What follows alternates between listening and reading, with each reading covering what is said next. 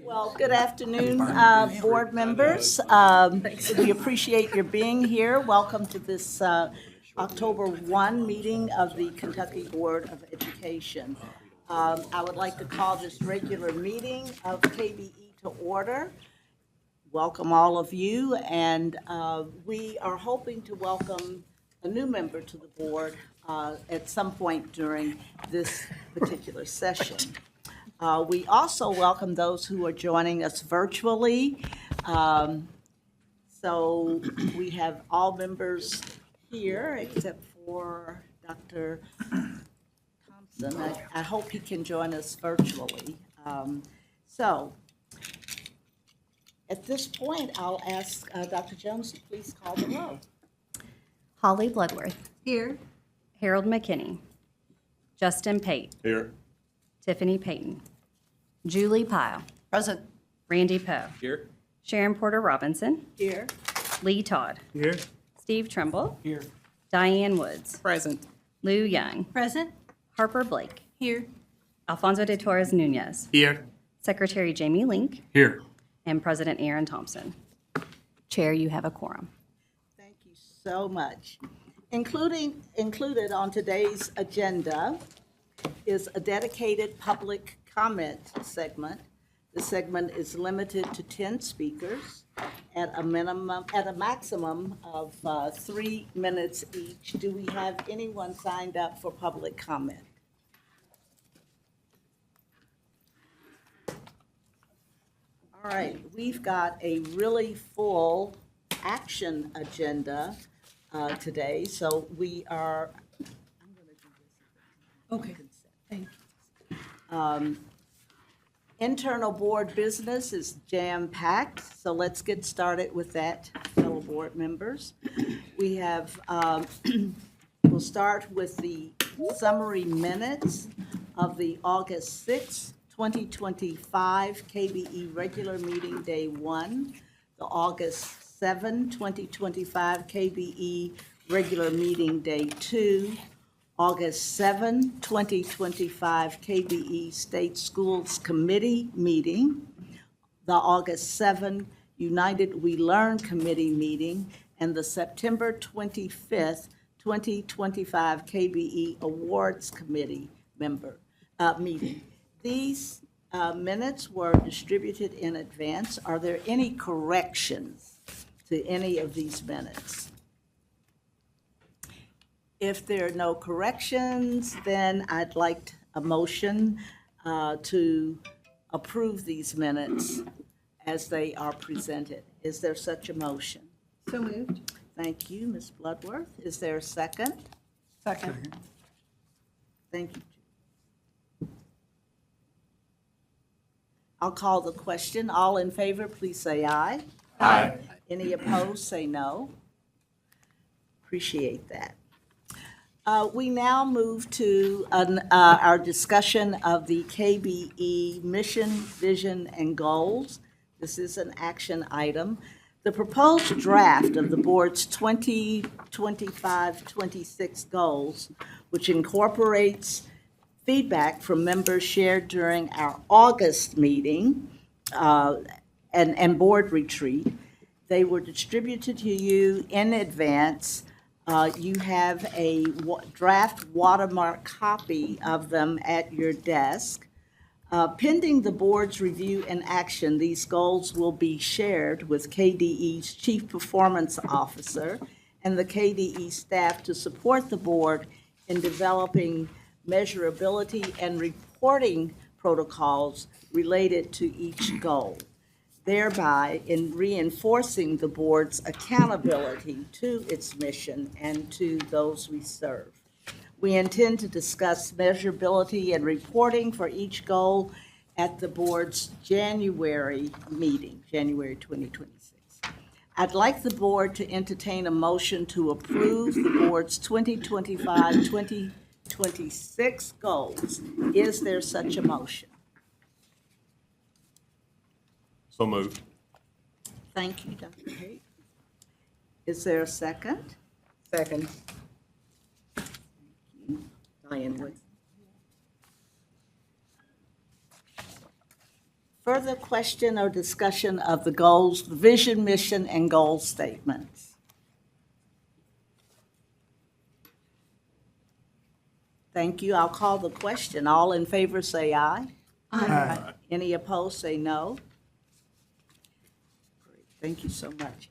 We've been using all the technology tools at our disposal as we got to this iteration. I promise you there were several that had the edits and the notes and the, but your input at our last meeting was really appreciated and greatly, I hope you find it obviously reflected in what you have now approved as we move to the next phase, which is how are we going to recognize the evidence when we see it, and how do we count it, how do we keep track of it, and that's where we are now. It's a good place to be. And I appreciate that in light of our conversations about the APA audit results and building in that level of measurability and reflection.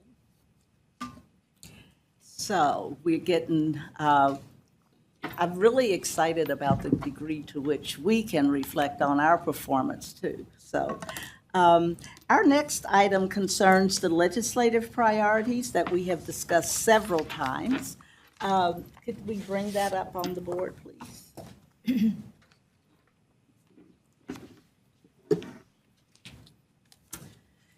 The KBE legislative priorities were presented and discussed in August as well.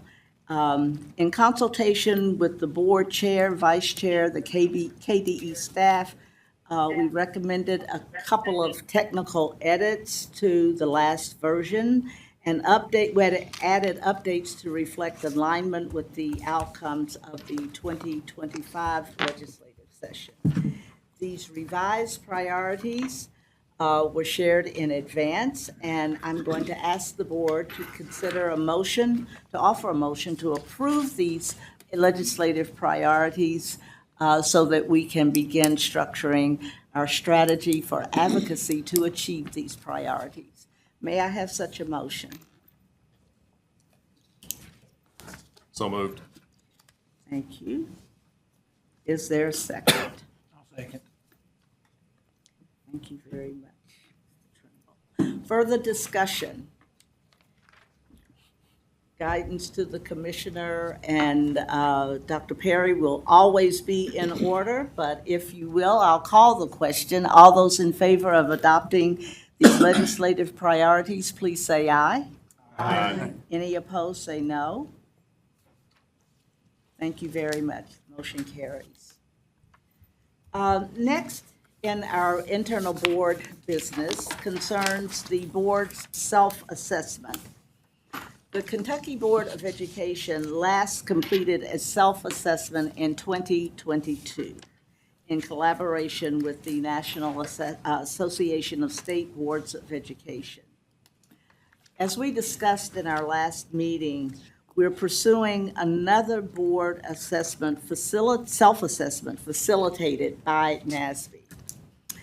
This tool is offered to each board member to reflect and provide feedback on the board's mission, priorities, goals, the board's agenda, meetings, and support, the board's collegiality and collective voice, and stakeholder engagement and public interaction. These are the elements that we will reflect on in our own self-assessment.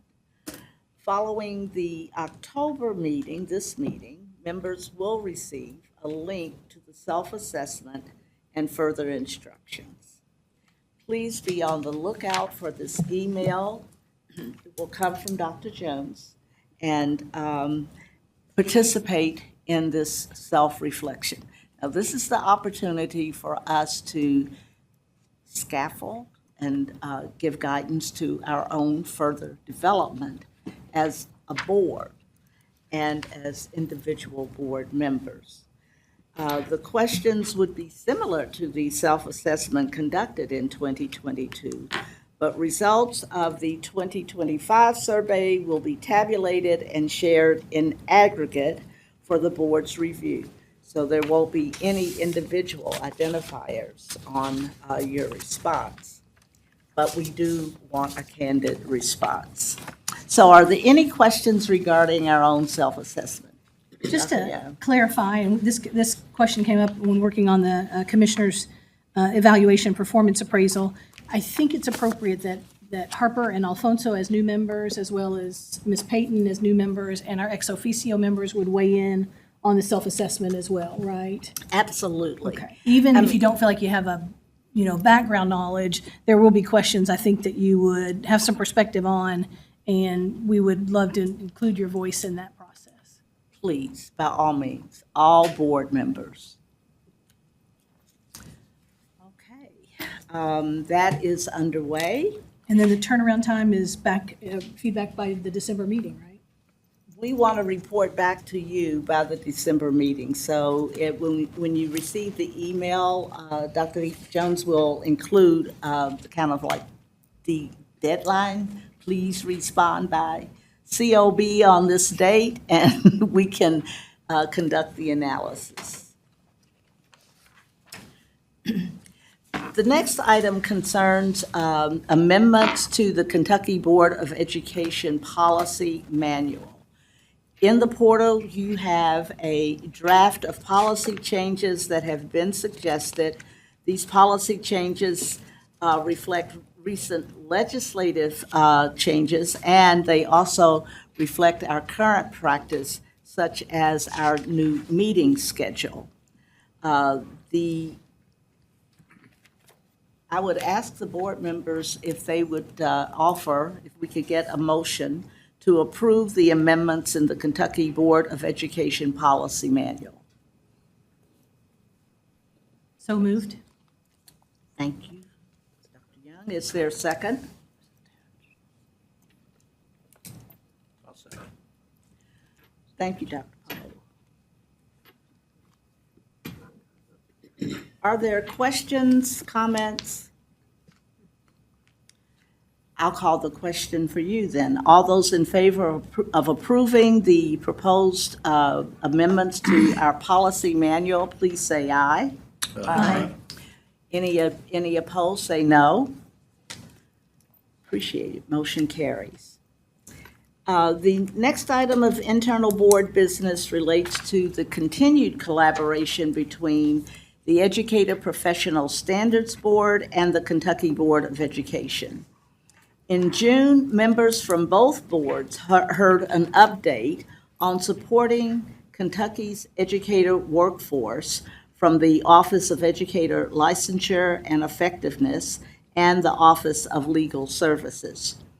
Chairs from both boards have met to discuss opportunities to further support Kentucky's educator workforce, and in collaboration with the commissioner and the KDE staff, have proposed a research practice collaborative to gather insights from Kentucky educator stakeholders on what drives educator retention in Kentucky, why mid-career teachers leave, and how vibrant classroom learning environments, especially in literacy and numeracy, influence teacher satisfaction and career persistence. The proposal was provided to you and is posted in the meeting portal. It identifies specific research questions and participants to gather insights from practice, policy, and vibrant learning with the aim of sustaining Kentucky's educator workforce. The proposal includes 4 phases, namely group formation and preparation, then small group discussions and stay interviews, if you will. The 3rd phase would be analysis and synthesis, and finally reporting, dissemination, and figuring out what to do with all that new information. KDE staff have proposed that pending action from both the KBE and the EPSB to create these special committees, that the groups form and meet beginning in January of 2026. So we're setting ourselves up for an opportunity to work hand in glove at the table on an important research agenda. Therefore, I'd ask the KBE members interested in participating in one of the research groups to let me know, because I think it's going to be interesting. Some of you, I don't even have to wait for you to raise your hand. And then some of you, I might come and recruit. So I'm going to ask the board to please entertain a motion to approve the creation of special committees appointed by KBE and EPSB chairs and composed of KBE members, EPSB members,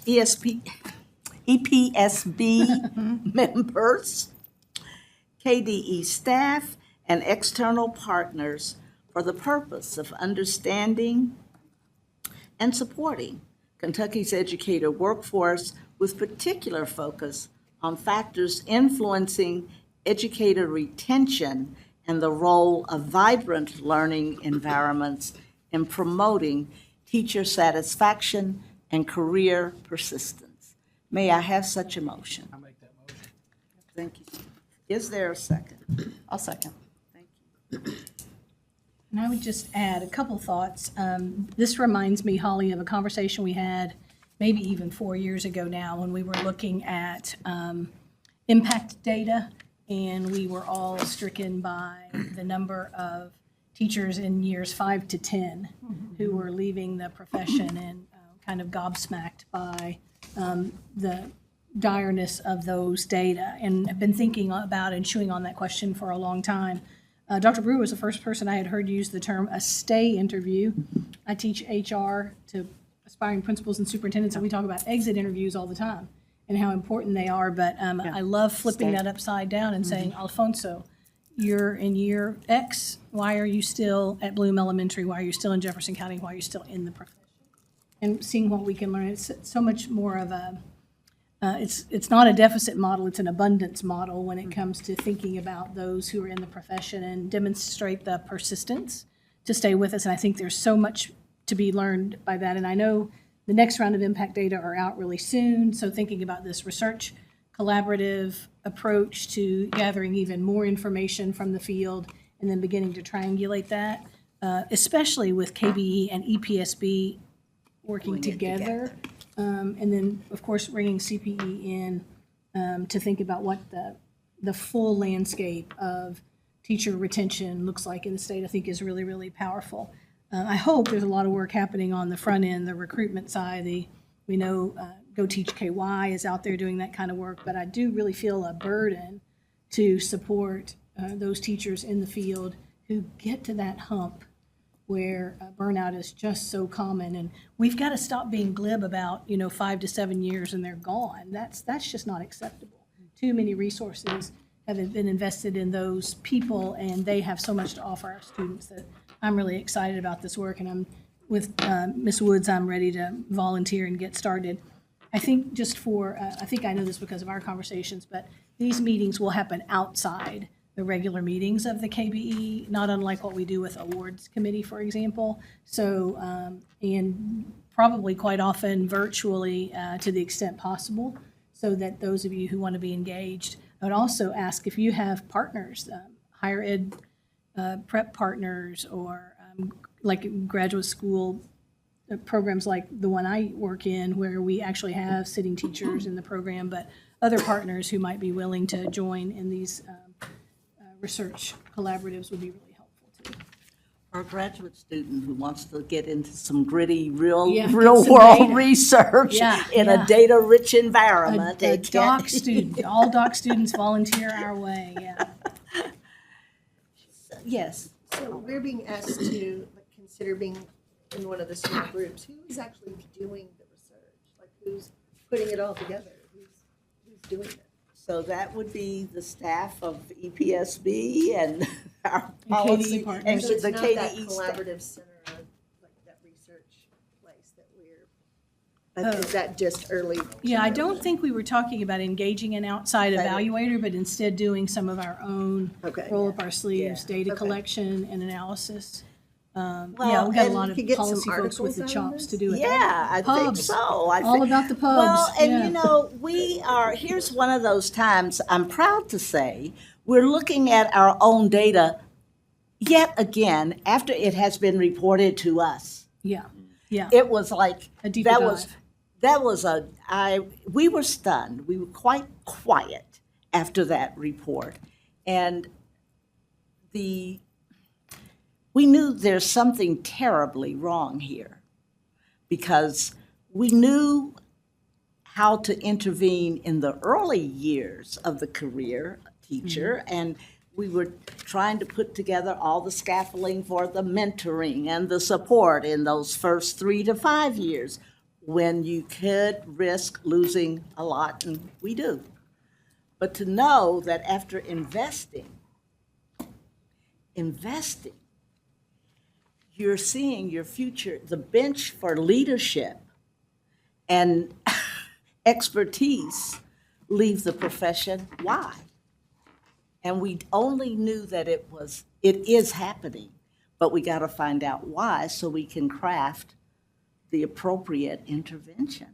Yeah, no, I think this is great. I've already been kind of collecting some names because I was interested in the same subject. So I've been doing some informal interviews with some teachers. Yeah. So I'm happy to pass Yeah. along what I've been doing. So Excellent. Great. Thank you so much. Did I call the question? Julie?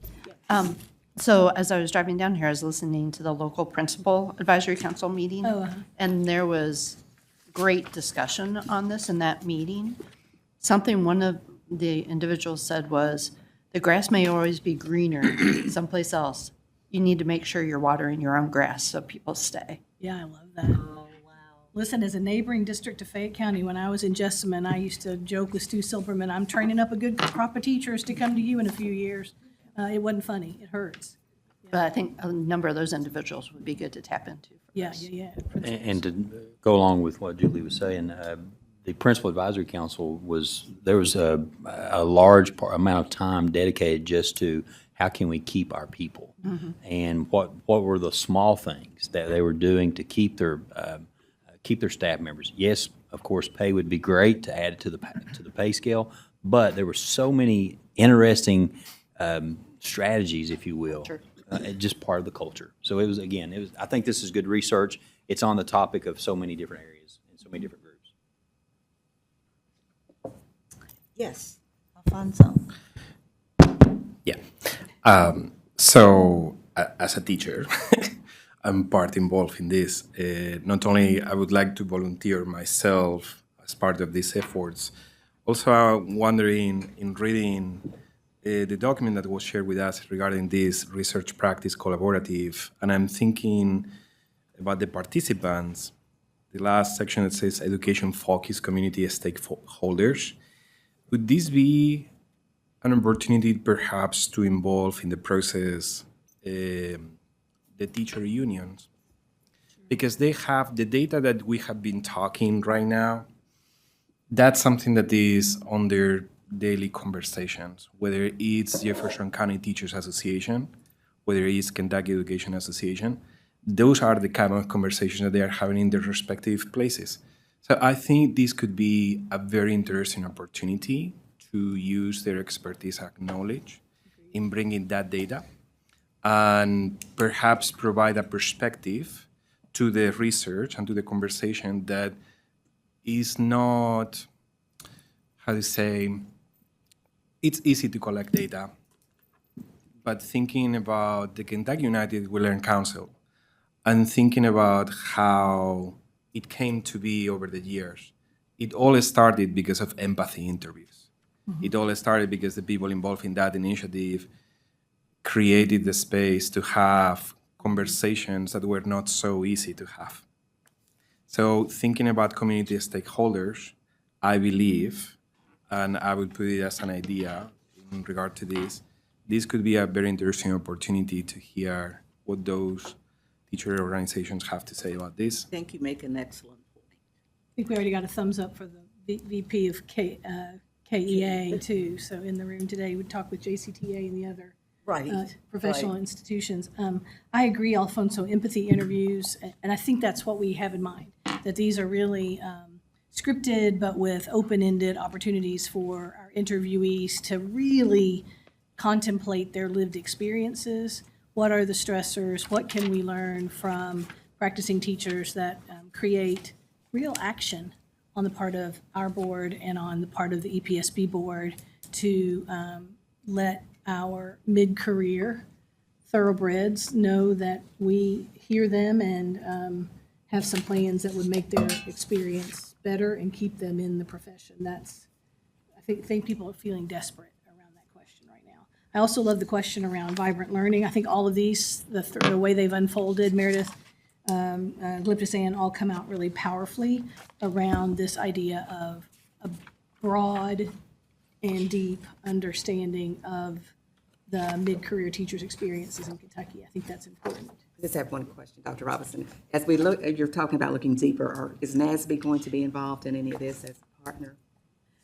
Well, they probably are going to be looking over our shoulder, and we will be reporting through participation in NASB events. So let's keep thinking about the proposal that we want to develop for the next NASB conference. So something that we're taking on. I don't know that we will likely get some data from them regarding some other states. They can be helpful in that regard. So let's just say we will be maximizing and leveraging our NASB membership to the greatest extent possible. Sounds appropriate to me. It's a good service. These are good suggestions. Thank you. And I can tell there's a fair degree of interest around the table, so we'll be tapping that as well.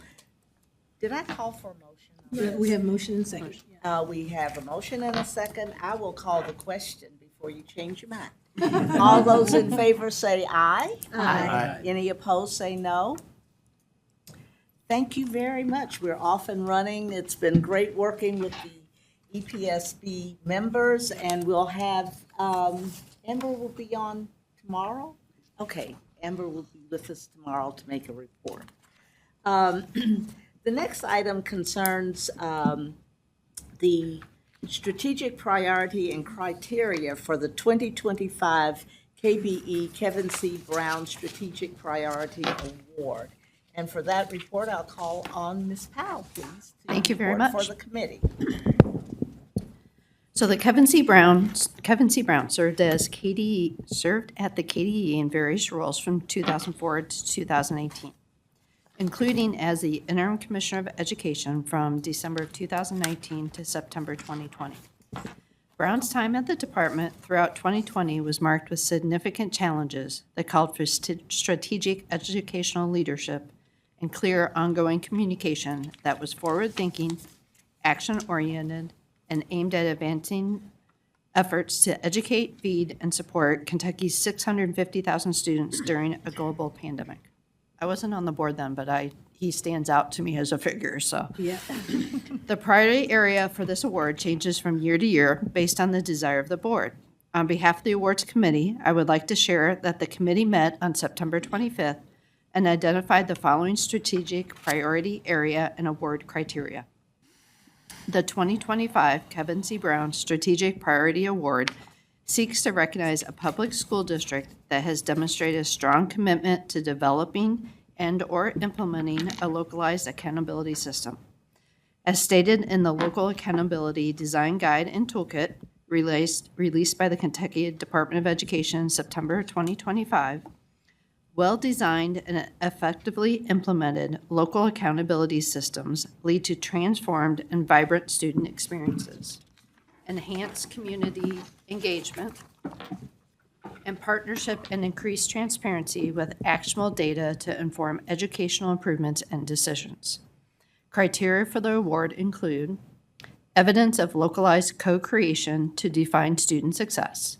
This includes strong consideration of parental engagement, community partnerships, and non-academic factors affecting school quality and the overall schooling experience and the development of the local accountability system.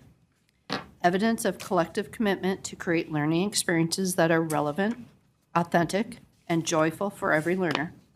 This includes efforts to design and promote vibrant learning experiences for all students, as well as professional development and support for staff focused on vibrant learning experiences, which goes back to our previous item. Notable efforts in supporting the development and/or successful implementation of localized accountability. I would like to move for approval of the strategic priority and criteria for the 2025 Kevin C. Brown Strategic Priority Award and ask the chair for the board's consideration. Thank you, Julie, and thank the committee. Since this comes from the committee, this motion doesn't require a second. Therefore, I'll ask, are there any questions, further discussion regarding the committee's recommendation? If not, I want to call the question and just say, this committee has done amazing work, and I think this should be a very proud award to offer. All those in favor, please say aye. Aye. Any opposed, say no. The ayes have it. Thank you again to the committee. Our next item of internal board business concerns the commissioner's evaluation. The Kentucky Board of Education named Dr. Robbie Fletcher as Commissioner of Education on March 21, 2024. How time flies. He began the role on July 1, 2024, following confirmation by the Kentucky Senate. As part of the evaluation plan, board members were asked to review the commissioner's self-reflection on each of the leadership areas and the evidence detailing progress on goals established for 2024-25. The leadership areas were determined based on the Council of Chief State School Officers Chief Evaluation Tool. Board members were asked to provide their comments and feedback to the chair, highlighting strengths and any opportunities for growth. I thank board members for their participation and their feedback. Vice Chair Young and I then compiled and summarized this feedback into a summary evaluation report, which was provided to members in advance of today's meeting. Once approved by the board, this report will serve as the commissioner's final annual evaluation document. Members, in addition to a draft evaluation memo, you will see on the portal materials related to the commissioner's goals and evaluation procedures and communications plan for 2025-26, which will be taken up together after we consider this year's evaluation.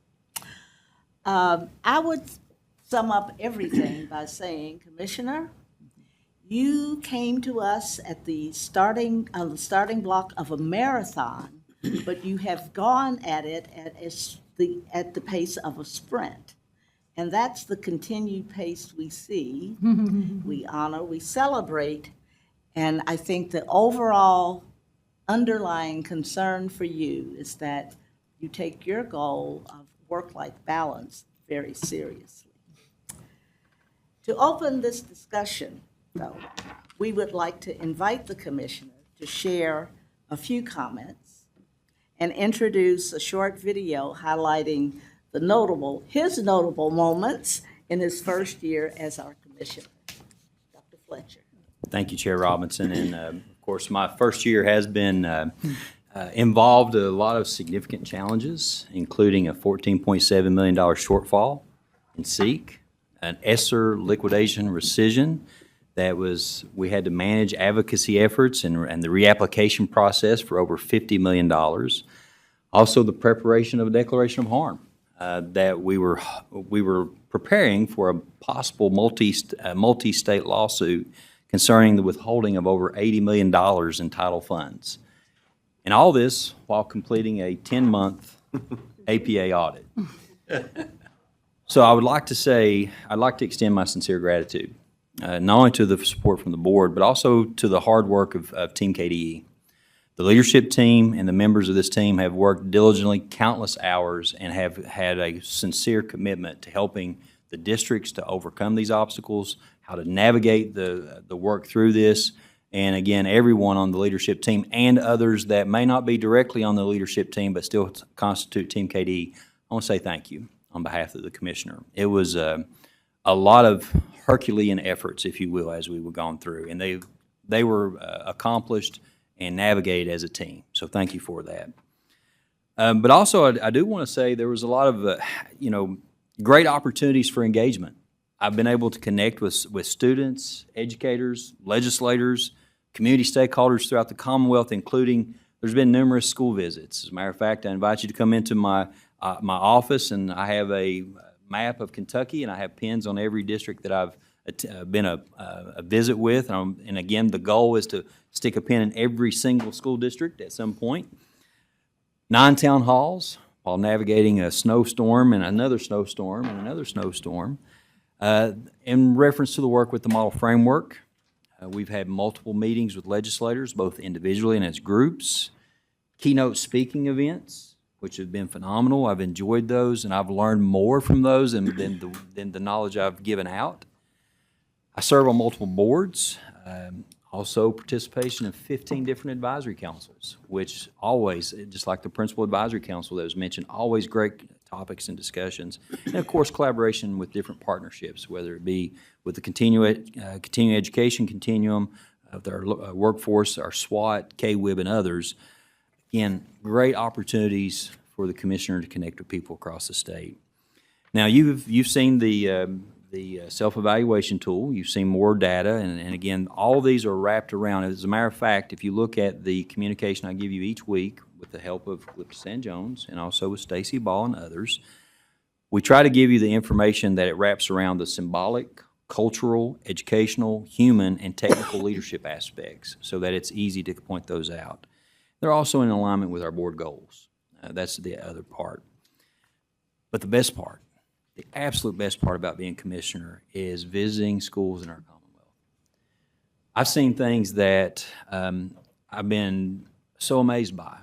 Everything from a prosthetic hand being 3D printed in one of our schools in Barron County to the solar car projects in Somerset and Johnson County, the Freight Box Challenge in Madisonville, North Hopkins, the tiny house projects in Eastern Kentucky, the unique opportunities at the Ignite Institute, the regional approach that's going on in Northern Kentucky.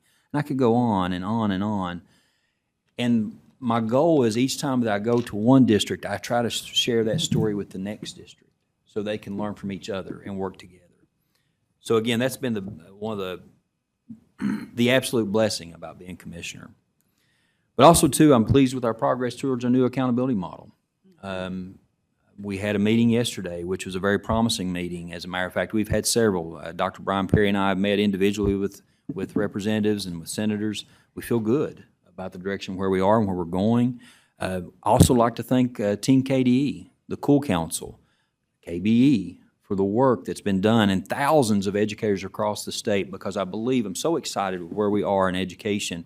And it's been a total Commonwealth team effort, and I'm so thankful for that. And I am honored to serve as a commissioner during this dynamic, dare I say vibrant, time period, if we may, in Kentucky's educational leadership. So I do want to spend some time. I want to thank also our communications team. They helped me put together a video. Actually, I'm just the subject. They put together the video. And then after that, I do want to share a few more comments, if I may. So if we could play the video, please.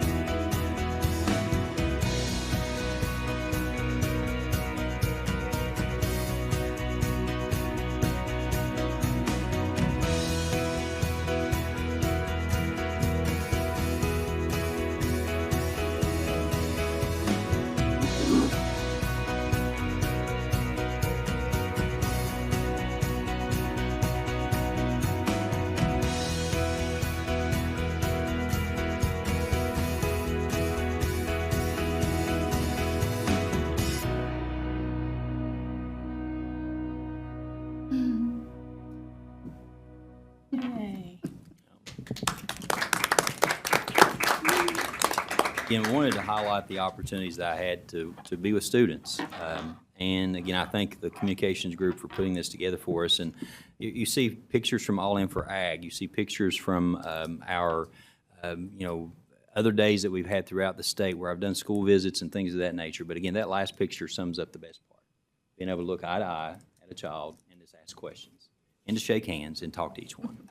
But before I finish, I want to bring something else to the attention of this board. And some of you were on the board when I was hired. And I hope that you remember when I was interviewed, I asked each board member at the time, what were your expectations of a new commissioner? Those characteristics included liaison between 171 superintendents in the Kentucky Department of Education, big vision with the ability to inspire others, servant leader, takes the time to be prepared and know what they're doing, sincere, communicate effectively, particularly with schools, authentic, trusted, bold vision, true, strong, good morals, holds himself accountable and also has a sense of accountability to those around him. Take a stand, stick with it. So you've asked me to be stubborn, just for the record. And also mend fences. I revisit these characteristics quite often because that was one of the promises I give to you. In that meeting, I said I would look back, regardless of what goals that you gave me, I would always go back and look to these and see if I'm trying to hold up your wish for a new commissioner and make sure I try to do those each and every day. I fall short quite often, but it's not from a lack of trying. I promise you that.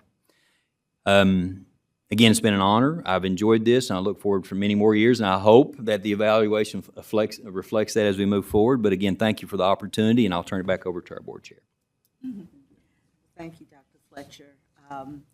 For the viewing public who do not have access to the evaluation letter, though it is available to all the board members in the portal, I'd like to read just offer a brief segment from the letter of the commissioner's significant accomplishments of this past year that we included. This is selected, okay? There are others that might be included. But we included advancing the Kentucky United We Learn initiative. It is the heartbeat of everything, and we can sense it. Working with the Cool Council, the KBE, and key constituent groups, the Kentucky Department of Education is ready to implement a system that supports accountability for vibrant learning for all students and community engagement as required components of quality education.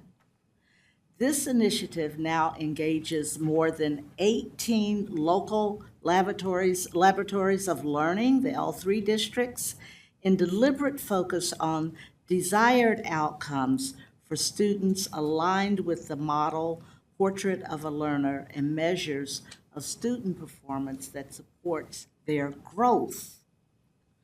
Further, more than 140 districts across the state are developing their own portraits of a learner. That's quite a bit of engagement. Because of your steadfast engagement with members of the Kentucky General Assembly, necessary policy discussions are ongoing as we prepare for action during the 2026 legislative session. We also note avoiding the SEEK shortfall. This accomplishment represents intense efforts to advocate for the students of the Commonwealth that involve legal and financial deliberations across the executive branch and the General Assembly. Further, I think it reveals fresh opportunities to address possible improvements in the SEEK funding process. And the third one we note is how you managed the Auditor of Public Accounts, the APA audit.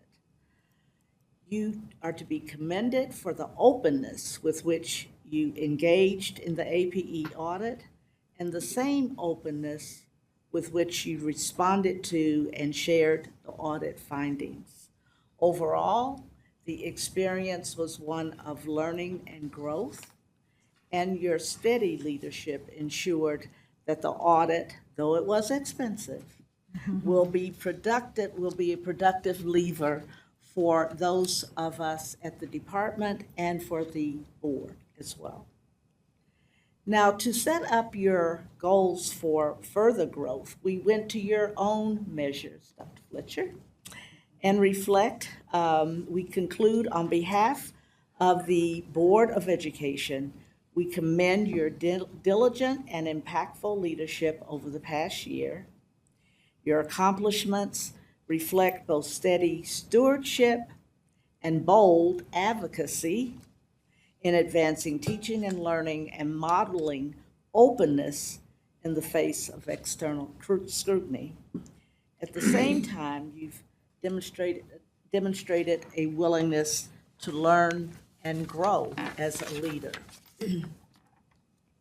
As we look ahead to the coming year and the important 2026 legislative session, we are confident of your continued focus on collaboration, clarity of vision, and commitment to student success that will sustain the department's momentum and position Kentucky as a national leader in deeper learning and educational excellence. In summary, the board strongly supports your continued tenure as commissioner and sincerely appreciate your outstanding leadership. Your management goals for 2025-26 are attached, and a new self-reflection tool is also attached. We accept and endorse your 25-26 growth goals and offer our resolute support in your efforts to achieve these goals. Now, members, please keep in mind as we begin this discussion that this is a draft letter provided in the portal. At this time, I'd like to hear from other board members, your comments, questions, and further challenges to us as we offer our support to the commissioner. Dr. Clark. A comment. I commented at the Northern Kentucky Education Council meeting the other day, or fall convening, and I'll just say there's been a lot of good commissioners before and several not so good commissioners. But I think your vision, your ideas, your relationship building with multiple constituents that Sharon has pointed out puts you in the top. You know, I've been here for 43 years in education, and you're doing a great job. I just want to say that publicly here too. As a board member, I was saying that as an executive director, working with other groups there, and wanted to say it officially here too. So continue the great job. Yes, Steve. We hired him as our commissioner. I knew he would be excellent, but he's gone above and beyond anything that I could even imagine. And his energy and work ethic, second to none.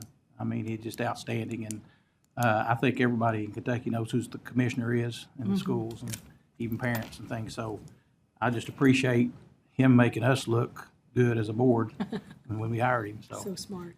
Congratulations on your evaluation. Yes. I just want to say, I really appreciate how much you are out in schools.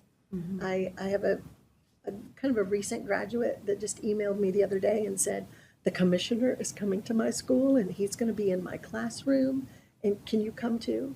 So that's all right, I may join you. But I think it means a lot to teachers that you're out there, that you're seeing what they're doing and recognizing the hard work that goes on day in and day out. It means a lot. Oh, Dr. Todd. Oh, And just to add an amen to what they've said, talking about going out and visiting schools, it's easy to say you're gonna do that, but to do that. But to do it, Just yeah. look up, 1 week's passed, you haven't done anything, 1 week's passed, you haven't done anything, I'm 3 behind already. So I admire you with the pictures where you are. It makes a difference when people see you.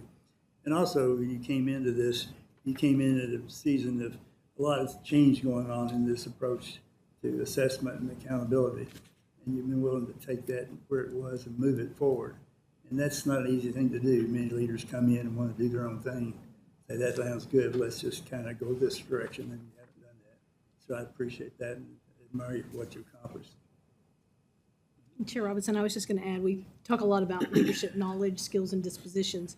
We knew when we hired Dr. Fletcher that he had the knowledge and the superintendent experience that we were looking for in our commissioner at the time.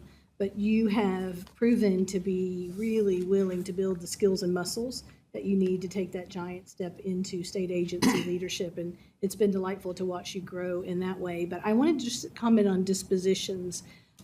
You're a good human. We all know that. We enjoy working with you. But I just want to point out your pervasive optimism. I've sat around the little table in your office a couple of times when things were looking pretty bleak.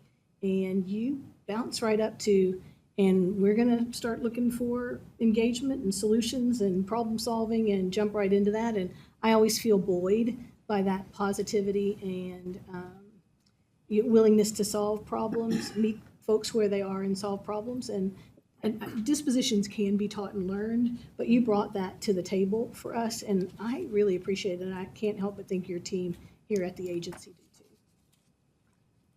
Just, Alfonso. Oh, sorry.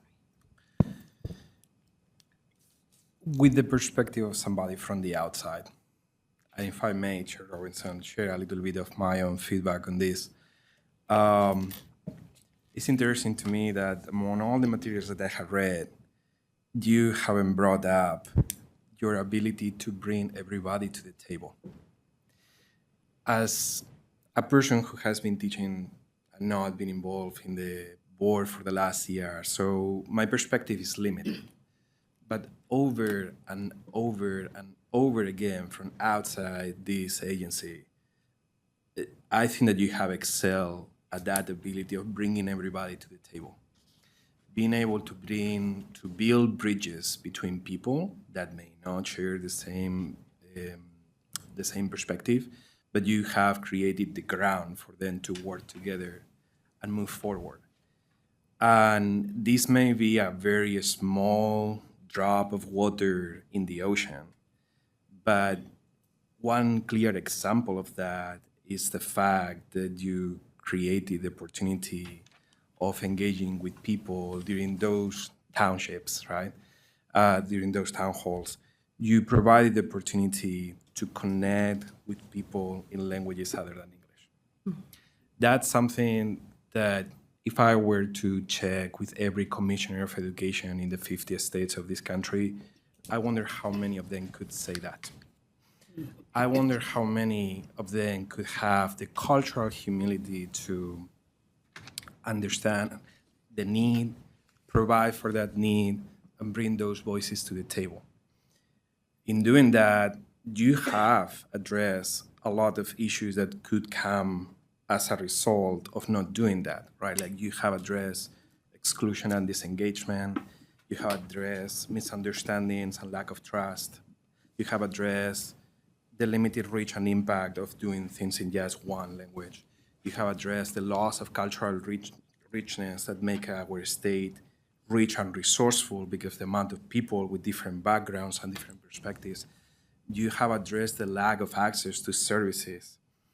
You have done things that I wished you would have also put in there, right? And I was a little upset about the video because one of the things that precisely you did during those town halls was precisely that, being able to provide that opportunity to engage, right?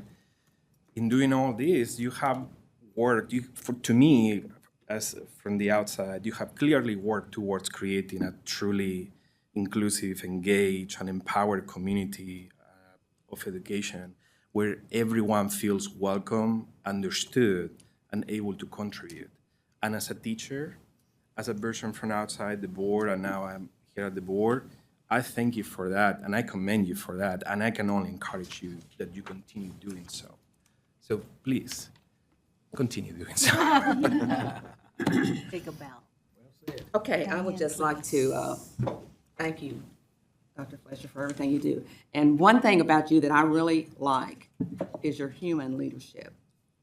Now, I'm sure you have to answer no to some questions or some thoughts, but how everything's been organized more here. We've got students involved. We've got superintendents involved. We've got teachers, all these different advisory groups, and they're just not names and positions on a sheet of paper. But from what I can understand, you're at most of these meetings. If not, you get a report virtually of what's happening. And for me, you know, you walk the talk, to be very, as my mama would say back in the day. You say, you know what you're trying to do here, and you're not trying to be Superman, do it by yourself, but bringing everybody in from everybody, not just certified people, but classified people, getting everybody on board and getting them in the right position to support the goals of the organization. So keep up the good work. Can we say that we were on we were on the group that was interviewing individuals? Yeah. Some people thought they were the group. I'm the one that always gets the no's. I understand. Well Well, done. to, And Jamie too. Oh, well, thank you. As someone on the, somewhat the periphery of academia and education, I've really appreciated the commissioner's partnership with the cabinet and with state government in general. I don't think we've seen that before, at least in my tenure. And his willingness to partner on the Pre-K for All initiative, on SWAT. And I think the focus on career path is also very important. So I would echo what everyone has said about you, and just, you're a genuinely good guy. And I appreciate that very much. Thank you, Secretary Ling. Julie? so I'm going to go back to one of my favorite authors, and one of my favorite sayings is, you make people feel seen, heard, and most importantly, valued. And because of that, we now have this energy on this moonshot that is across the state and is embedded in everything that we do with Cool Council, the Continuous Improvement Summit. It was everywhere. And the collaboration that is happening because of that energy and focus. We discussed at the summit, you had districts just getting started in Portrait of Learner, and districts who are far advanced and working together in collaboration, supporting each other. That's what's going to move Kentucky forward. Oh, Harper. I won't be long. To me, whenever I saw the video of, or the picture of you shaking hands with the little girl, that warmed my heart just seeing it. But afterwards, you said that was your favorite part of the job, was being able to talk one-on-one with the students. And Ms. Bloodworth talked about how much the teachers appreciated how hands-on you are with the districts. But I'd also like to add that I think that means a lot to the students and probably makes more of an impact than you even know. For not a lot of students, or there's a lot of students that don't realize how much work is put into their education and how crucial it is. And just, it's hard for even me to wrap my mind around how many people are spending 8 hours of their day every day just dedicated to improving my education. So you being there and being hands-on with the students and talking to them, and them knowing that there's somebody from the state, the Commissioner of Education of all people, that's there and listening to them, that means a lot, probably more than you know. Well said. Thank you so much, Harper. Yes. You're doing all right. A long way to go here. Good eye. No, I think the thing that has impressed me the most is the dedication you have to this job. And it's really impressive to see, because you've been to more schools than any of your predecessors. You probably spent more time in Frankfurt than any of your predecessors. I have yet to ask you a question that you haven't been well versed in. So the time that you have spent coming up to speed on all this stuff, I mean, the breadth of it, not just the depth of one or two, but the breadth and depth of everything. Man, it's so impressive. And you've been here a year. You know, that's you're in that seat like somebody who's been here for 8 years in that role. And that is really, it gives all of us, I think, a good measure of confidence to It's be on dog this team years. with you. Dog years. Well, your hair's a little grayer than the first time I met you. I don't know if there's a correlation or not, but I tell you, one of the biggest reasons I trust you as the commissioner is we haven't always agreed on everything. And you tell me what you think. There's no bobblehead to this position, not even with board members, and that is so critical because you are the center line of all of this. In K-12 education, you are the center line of that, and you have to be true to that, and I think you are, and I do trust you in that regard, and I really respect that, appreciate that. Doing a good job, my friend. Amen. No, Oh, You started. Yes, you started. Okay. If I may. Yes, please, Commissioner. First of all, it's hard for me to be speechless, but thank you. But I will say that this cannot be accomplished without the team that's sitting back there. Amen. There's so many times that maybe I can't attend a meeting, but someone will attend the meeting and represent us in the best of light. We have a lot of superstars within this department that represent us so well and are so knowledgeable. And if there's times when I don't know an answer, I can always go to one of those people on our leadership team and throughout. So, again, also want to recognize Stacy Ball, if she may, my executive assistant, that helps me to get home each day and tells me to go home some days. But also to the Team KD, I want to say thank you. Not only to the leadership team, but everybody that's been a part of this as we go through. I've learned a lot. I continue to learn more. And again, I can't imagine walking through this without the team that's back there with us and behind me every step of the way. So thank you so much for that. I just, again, I can't say enough how much I appreciate it. The only other person I do want to mention, interim commissioner, former interim commissioner Robin Kinney. The transition over to this role and the preparation that she and the team put into having the new commissioner ready for the seat was, again, another Herculean effort.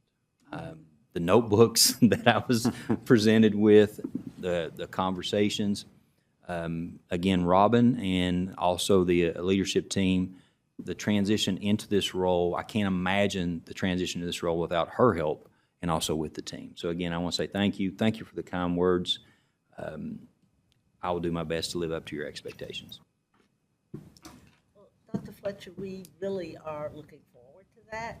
And just to pick up on your self-reflections, we will endorse your growth goals of continued focus on communication with the KBE members. You've addressed that in your communications plan as well.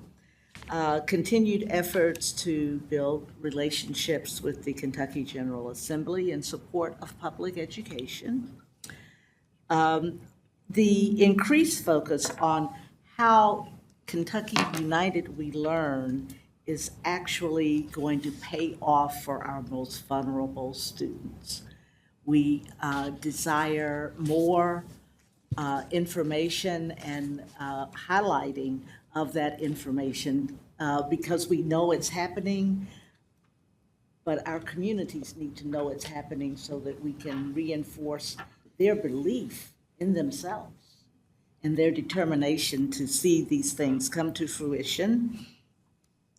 We would like to see you develop and implement, thank you. It's okay.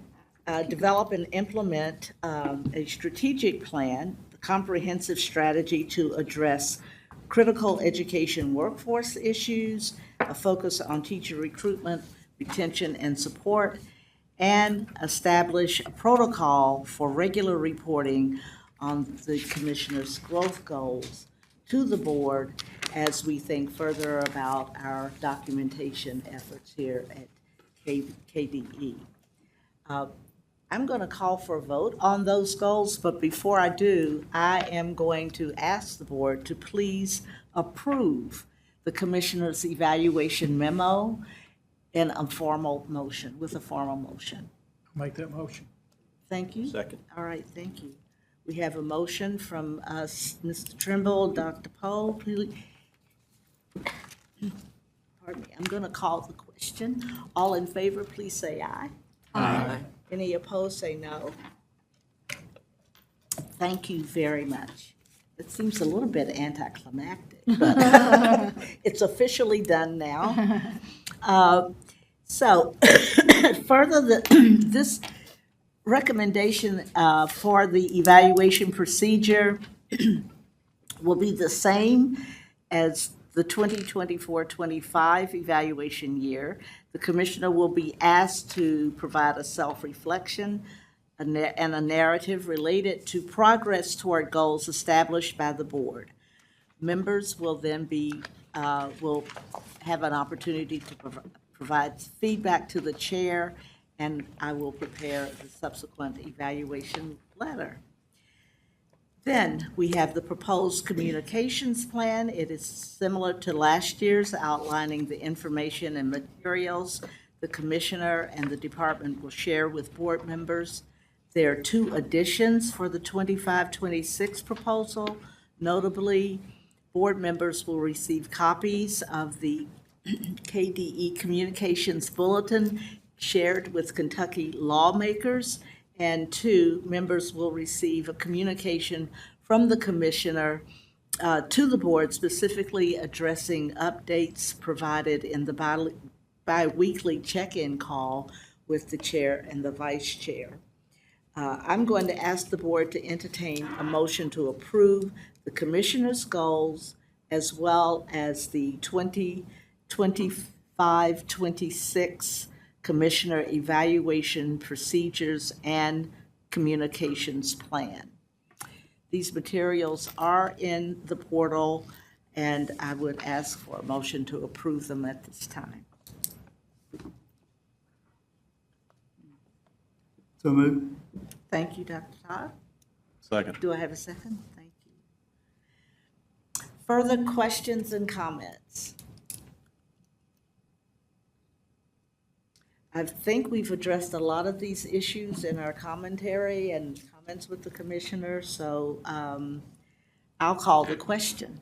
All those in favor of approving the next evaluation procedures and communication plans along with the growth goals, please say aye. Aye.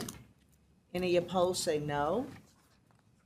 Okay, the motion passes. Thank you, Commissioner, and thank you, board members, for participating in a very rigorous and authentic and high integrity evaluation process. I appreciate it. We're ready now to go to the consent agenda. As a reminder, this next item, which requires a vote, consists of the consent agenda and allows for approval of all items on the consent agenda in one action. This agenda was distributed to members in advance. KDE staff identified items in the consent agenda as those that are non-controversial and routine in nature. It does not mean these are unimportant. Quite the contrary. These reports are quite important and worthy of hours of our time, but we can dispatch our responsibility regarding these items through this consent process. You will see three items that are relatively new to the portal. These are waiver requests 2025 WV007, 2025 WV008, and 2025 WV009 from Clay County. These waivers are recommended for denial. They are new, relatively new. They had to be put into the portal because of the legal requirements, but they are not recommended for approval at this time. Clay County has been notified that if they want further consideration of these labor requests, they are permitted to do so, seek that further consideration at a later meeting. So, now, Agenda item E through K are requests for certification of the noted administrative regulations to avoid expiration. All these regulations are currently in effect and nearing their 7-year expiration dates. Staff have reviewed these regulations and determined they should be certified to remain in effect. If the regulations are not certified, they will expire and become ineffective. At this time, does any member wish to have a consent agenda item moved to the regular action or discussion agenda? Dr. Todd. I'm not asking that it be moved from there, but I would like to comment on one of the items, which is B, the assessment alignment process. And I think what moved me to this point is, as I went through the materials, I'm kind of like Johnny One Note. I'm always complaining about the lack of attention to science education. If you look at our vision, which is powerful, we're doing a lot of good stuff, but on the bottom of the page, goal 2, dot number 3, advance statewide efforts to support educators in the implementation of high-quality literacy and numeracy instruction aligned with high-quality literacy and numeracy instructional resources. Numeracy and literacy is fundamental, as is writing. Math is fundamental. But the thing that you use to connect mathematics to actual products in the economy is science. And so the second thing, when we look at our legislative priorities under number 3, first bullet, Numeracy Counts Act professional development. Provide targeted professional development and school-based math coaches to educators to enhance math instruction and ensure the successful implementation of the Numeracy Counts Acts, which I'm really glad we've got and hope he gets more money. Second point, Read to Succeed literacy coaches. Increase funding for continuing professional learning academies and school-based literacy coaches who can deliver job-embedded training and support for educators at all levels to improve literacy outcomes. Numeracy and literacy. No science budget item that I can see in there. And finally, when I got to this third point, there is an existing policy that's mentioned in the item B in the consent agenda. KRS 158.6453 requires the KDE to implement a comprehensive process for reviewing Kentucky's academic standards and the alignment of corresponding assessments and possible revision or replacement every 6 years. And so the recommendation from the commissioner is that we recommend approve the revisions and process used to align the revised Kentucky academic standards for reading and writing to the assessment blueprint. There is a Kentucky academic science standard. I'm not sure where it is. Some months ago, we got a little chart that shows that only 6% of the high school people graduated in the proficient and distinguished category in science in Kentucky. And what we moved to do is we've changed the testing schedule, and we've given over some of the assessment to the communities. I'm not sure how many of our communities know how to assess science. I was just saying earlier, when I went around the state trying to talk about Kentucky having a research university, I would meet with many groups and I'd tell them, I know you got a basketball IQ. You know who missed some shot back in 1950 and you're still mad about it. But you don't have a research IQ. You don't know why we need a research university. It's our responsibility to teach you that. And I'm concerned when we turn some of the decision-making for the final assessment into the communities, what they're going to come up with. One of my credos in life is taking people, leadership is taking people to where they need to go, whether they know it or not. And I'm just not sure that we've never really believed in Kentucky and southern states that we believe we could compete in science. And so it's always been one that we just kind of get to when we get to it. And one question I would have, and I'll stop with this, if we only had 6% of the seniors to register proficient and distinguished on the test, Where are those students? Can we find those? What went right? Do those teachers have proper training? Do they have proper, literacy and numerics help that we're giving to those other areas?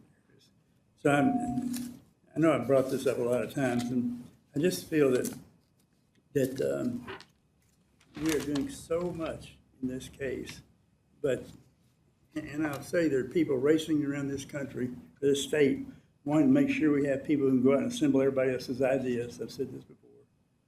But we're not generating our own people who can have their own ideas. And I think we're selling them short, and we're selling the state short in the long term. So I don't want to remove the consent agenda. I just want to make a comment. So, Dr. Todd, do you want to put this item on our discussion action agenda and have it taken up there, which is what I would suggest? Or do you want to offer this comment and have this matter come back to us on a subsequent agenda with a support for board deliberation regarding the policy matters as well as the practice matters? Yeah.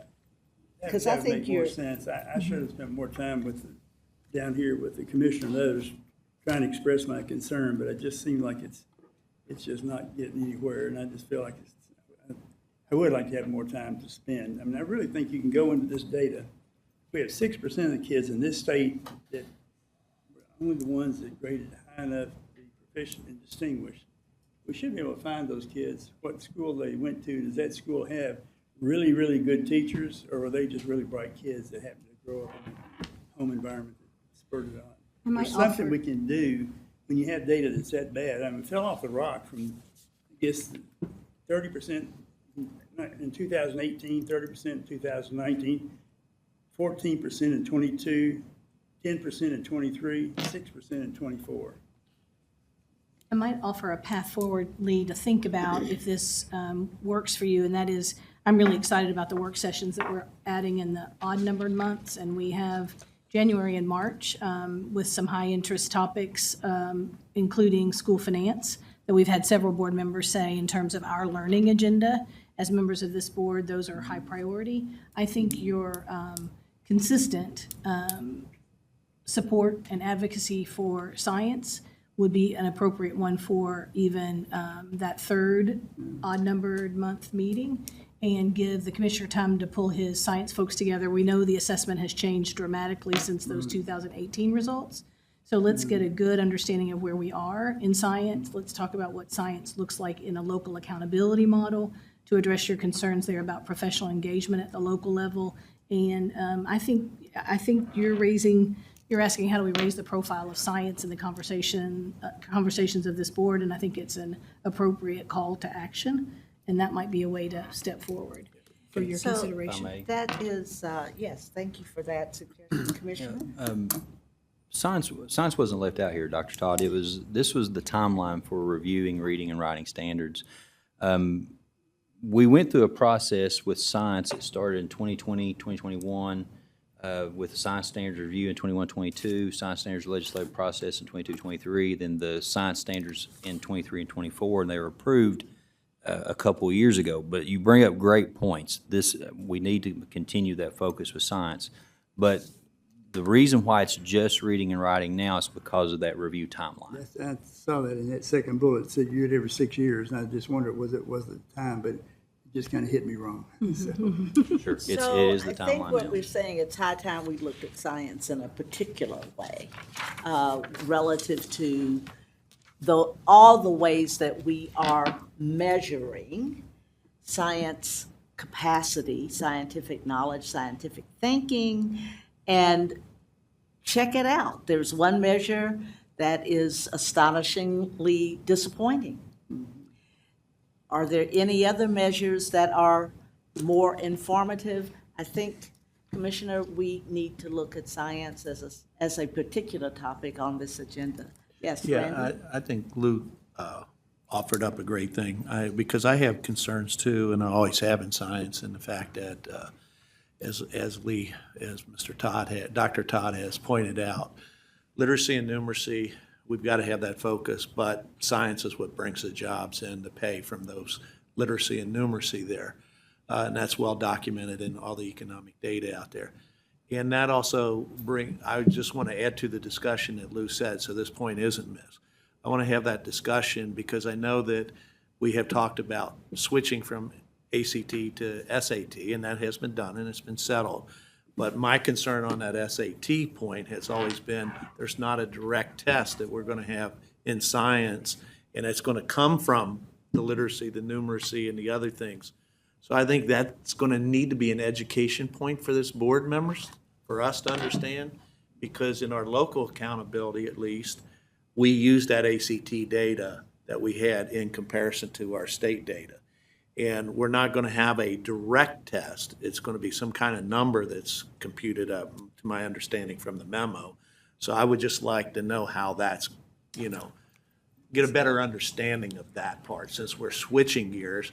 And because we're going to have local accountability, how do we look at science? Because we're going to test science, but we're also, how are we going to correlate that to the new SAT science? So I'd like that on that agenda. And that's another topic. So to facilitate this meeting, I'm just going to ask us to, we are considering the consent agenda as it is presented. And I'd now would like to ask for a motion to approve the consent agenda. I'll make the motion to approve the consent agenda. Is there a second? I'll second it. Thank you. I'll call the question. All those in favor of approving the items on the consent agenda, please say aye. Aye. Any opposed? Great. Now, let us go back and check ourselves. I want to make certain we all understand. We've now tasked ourselves with addressing the issue. I'm going to state it broadly. Testing content and testing skills. Assessment and accountability for content and skills, particularly relative to science. So we need to be aware of what data we have and have a clear understanding of the state of play and a statement of where we want to go and how we're going to get there in science. That will be a forthcoming agenda matter. So, thank you. Thank you. All right. Our next item, we now move to our action discussion agenda. And the first item on today's action discussion agenda, we're going to hear from our General Counsel, Todd Allen, concerning our hearing officers report.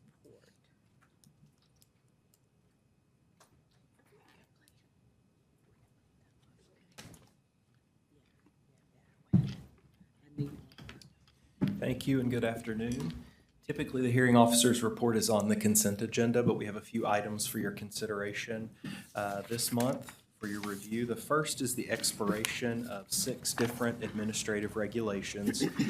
State statute on administrative regulations, KRS Chapter 13A, provides that those remain in effect for 7 years. And at the end of that 7-year period, if they're not either amended by the agency or certified by the agency, then they expire. You all have had numerous items over the past several months on your consent agenda that you'll see we're certifying regulations. They're coming up for their expiration date. But the 6 that are contained in this statute, or in the staff note rather, staff here have identified as no longer necessary, and they're proposing that we just allow those to naturally expire. Most of them will expire in November. I think there's one that's slated for expiration in January. Just really quickly, that's Districts of Innovation. The General Assembly amended statute, so districts of innovation no longer exist. We now have this new waiver process that we're implementing, so we no longer need that regulation. Approval of alternative innovative school calendars. That was based on some language in a budget bill from 2010, a while ago, and is no longer effective. Employment of KTRS retirees in full-time positions. During the last legislative session, the General Assembly changed how that works, and the regulation is no longer necessary. Reports and funds, many of the requirements in that regulation already exist elsewhere, so we don't need a separate regulation. The regulation for dropout prevention programs, that was based on appropriations made by the General Assembly that hasn't been made to fund that program in numerous years, and we don't anticipate that it's going to be going forward. So proposing getting that off the books. And then finally, accreditation of elementary, middle, and secondary schools. The State Board of Education no longer does that for public schools. They used to many years ago, so we don't need that in effect anymore. Board members, are there questions for Todd regarding these can I have one regulations? question? Yes. Help me out. I know we're not doing the KAR because of or on Schools of Innovation because of the new Senate bill. But my question is in relationship to that, I guess a clarification, because I was asked about that the other day and I really didn't know about it.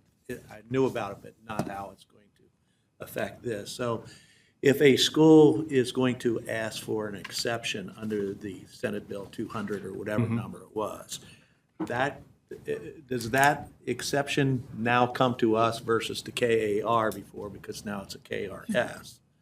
And do we waive that, or do we then have to ask the General Assembly to waive that? No, they've given you the authority to waive statutes. First time. Previously, in order to waive a statute, you had to be a district of innovation. Yeah. District of innovation, and that's what this regulation was for. Now the waiver process covers both statutes and administrative regulations for this board to waive. So does a board, let's say I waive a KRS and we have to agree to waive that, we as a board. Then the local board can operate without something separately than the other 170 school districts if we give them that waiver. Do they have to turn that over to somebody else to manage, or can they still manage that themselves then as a? Oh, no, they can manage it themselves, yeah. Okay, great. So it's just now, I mean, in the past, we've said, okay, we couldn't waive that because it's KRS, but now we can, that's great. Right. Okay. And I think we'll I'm have to sure see we're how gonna it get some unfolds. exceptions. I think it'll follow very much like it is with regulatory waiver options, in that they provide us with a full proposal. Yeah. And we would consider that. Right. And then, of course, by us waiving a statute, it doesn't impact the other districts who don't ask for the same waiver. So I think we'll have to see how that unfolds. Right. But yeah, it was. But then I guess in the future, let's say that 50 districts are asked for the same type of waiver, we would probably go back eventually, if we thought that was a good idea, to the legislature and say, you should just remove this statute. Yeah, we Would would probably encourage them make to do most the sense, same. yes. And in the new waiver process, we have a centralized tracking system for it too. When the board grants those waivers, they're good for 3 full school years before they expire. And now we're centrally tracking all of those to that very point. If we see that there are a lot of school districts requesting waiver from a particular statute or administrative regulation, it's a flag for us to consider, does it need to be there for everybody? Thank you, appreciate it. Chair Robinson? yeah. Todd, I didn't do this, and I should have, it's on me, but just to check my understanding, except for the 6 that you just said we're going to let expire, did we approve the continuation of all these in the consent agenda item just a second ago? I didn't cross-check those, sorry. Yes. Okay, that makes sense, thank you.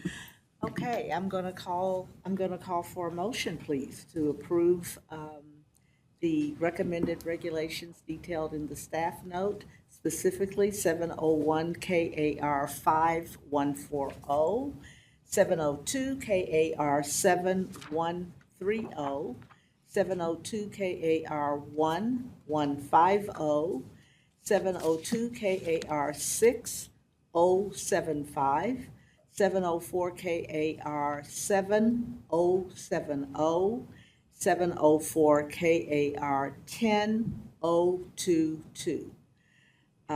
These will expire, and may I have the motion, please, to approve the regulations as detailed in the staff note? Thank you. Second. Powell, is there a second? Thank you, Dr. Pate. Any further question? Sorry, nerd question. I suppose they still always exist as, and they just show as expired in November of 2025? Yeah, we have a tracking list where we track everything based on their date. The Legislative Research Commission's website will keep it on that's there what I thought. just as Okay. expired. But it will fall off of those lists that the board gets with Okay. the expiration dates. Thank you. Nerds are ready to go. She's ready. All those in favor, please say aye. Aye. Any opposed? Thank you, Todd. Thank you.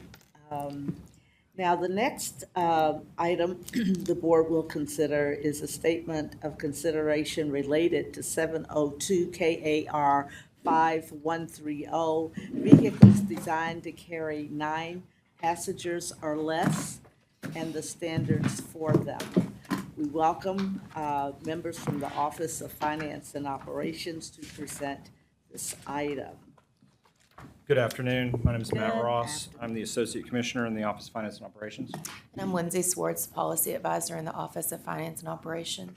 Shay Ritter, Division Director, Division of District Support.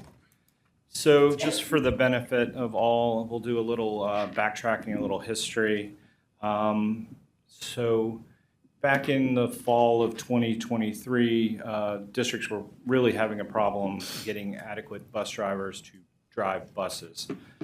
So that then in the session in '24 in spring, the General Assembly passed a piece of legislation to allow school districts to use 9 passenger or less vehicles for daily transportation. In the past, districts have been able to use vans for extracurricular activities and for special needs transportation and emergencies. But it wasn't generally a daily use, maybe for special ed. It was just more one-off. So there was less regulatory framework, less statutory framework around that. So the General Assembly passed a piece of legislation. We started to move forward with regulations, got some good feedback from LSAC. We sort of pulled that back in the fall when we learned that there was probably going to be a clarifying piece of legislation and to sort of address some of the concerns that were relayed to us by LSAC. So then in '25, they passed another piece of legislation that just made smaller changes but did clean up the legislation a bit. So then we began the regulatory process. And for those unfamiliar, the regulatory process for KDE, we draft some regulations, we take those to LSAC. Then those were approved unanimously at LSAC, then they came to you, they were approved. Then they go out for a period of public comment. And during that period of public comment, we received comments from interested parties. And then the agency then has to respond to those comments in a statement of consideration. So that's the point we're at now. But I'd also like to sort of quickly talk about the legislation and the requirement that we do regulations and what that required. So KRS 156-153 was amended, and that permits districts to use vans in daily transport, but it requires they do so under an alternative transportation plan. Those vehicles must have certain signage that indicates they are transporting students. Those vehicles must have safety inspections no less than once every 30 days. Unless they're not used in daily use, then it can be once every 3 months. And they must be operated by an employer contract with a valid Class D license. Drivers of 9 passenger or less vehicles must submit to a national and state, so FBI and KSP criminal background check every 3 years, submit to drug testing pursuant to the federal requirements, provide biannual driving history record check through the Transportation Cabinet, provide for an annual CAN check, which is a child abuse and neglect check. They must notify superintendents of any traffic violations that result in penalty points, immediately notify superintendent of any citation or arrest for DUI, and then that superintendent must notify KDE. And any operating of a vehicle without a valid license is a Class D felony. So those statutes also require KDE to promulgate administrative regulations, and that authority to promulgate regulations is around the minimum standards and specs for non-school bus passenger vehicles, minimum insurance coverage, minimum route safety standards, pickup and drop-off protocols, and minimum qualifications, training, and drug testing for drivers, again, consistent with federal regulations. So that's what our regulation does. And so the comments that we received from interested parties, we received 3 from school districts, 2 independents and 1 county district. And those comments were basically around our minimum standards and suggesting that our minimum standards should be different, proposing sort of an alternate minimum standards that really more or less reflected the old sort of thinking about extracurricular and the emergency use and transporting special needs. With less regulation, they advocated, but because this applies to daily transport, really, or that option, we modeled our regulatory framework sort of on, and it's less restrictive than school bus drivers, but sort of that same kind of model, right? So we declined to make any changes based on that, save for one, and that was to insert an emergency exception option in there, hearing that districts sometimes encounter emergency situations. But even with that emergency situation, we could not remove all of our we can't remove any statutory requirements. So those, even in that emergency situation, while we reduce some of the regulations, some of the regulatory controls, those situations will still have an amount of training required, an amount of vehicle inspection, right? So things that we could tone down, we did, but generally there are still some, it's not just free-for-all, right? And then we also received a couple for some private corporations that offer generally, one offers sort of an Uber kind of concept where they contract with the school district, but the drivers are subcontracted and can be available on short notice. They really didn't like some of our signage or our training requirements. Again, we declined to change, but the statement of consideration sort of goes into all the reasons why. In the end, we elected to make the one change around for the emergency to try to provide some flexibility. And then I guess the one other thing, we did hear a lot of questions about situations where if a district were to take students outside of the state of Kentucky, maybe fly, well, absolutely fly. This only applies if you drive students to and from school using a vehicle that is contracted or leased, owned, or contracted for by the district. So if you go to the airport and fly out of there and go to California or Florida for some conference or something, that these regulations don't apply. So we will make sure that that's included in all of our trainings and all of our guidance documents so districts are clear, so there's no confusion there. I've said a lot. I'm happy to take questions.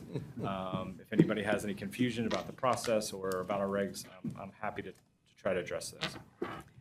Okay. How about we I'm going to ask the board to discuss this under the aegis of a motion. So I will ask the board to offer a motion, entertain a motion to approve the statement of consideration for 702 KAR 5130, vehicles designed to carry 9 passengers or less, standards 4, and the proposed amendments after comments. Is there such a motion? I'll make that motion. Thank you. Is there a second? Second. Okay, we have a second. Holly. All right. Comments, questions, debate. Yes, Dr. Young. Thank you for listening to the folks who did respond and to Dr. Poe's concerns, making an effort toward flexibility there. Perhaps you have more questions about that too, but my question is for those 2 private contractors.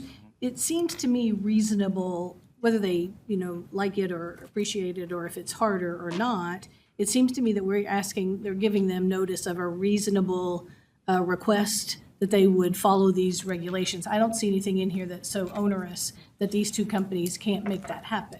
Yeah, there's no right? intention to intentionally try to bar them from this Right. marketplace, right? It's Right. just, some of the things we heard, we went and met and talked to at least one of the companies. And, I think, our signage is, you're transporting kids, this vehicle stops at railroad crossings, right? Pretty right. standard, lots of districts use Yeah. vehicles like that and have that Yeah. signage already. You know, I think that one of their thoughts was, we have our own sign, can't we just use that, right? And we were like, well, you still need to indicate that you're transporting Transporting students, children. right? So, and I think that's probably because if you use sort of an Uber subcontract model, you provide, mail them a, whatever, a magnet or whatever, but, They start to look like NASCARs after a while, right? Probably, With exactly. all of the, That's my preference. yeah. I read it again. We had a person who asked us to think carefully about what it entailed for her business. But I read it again, and I do feel like they're reasonable requests for those two providers and any others who are in that business of transporting students in 9-passenger vans. I think I could support it with no heartburn. Other comments? Dr. Poe? Yeah, I just wanted to make a few comments. First of all, I wanted to thank you for listening. We had several hours of conversation with you and staff, and you did a good job because, you know, as I stated, I was originally going to vote no, but you listened to those concerns, so I do appreciate that. Adding the emergency clause, because there are several things that we discussed about, and we'll save that.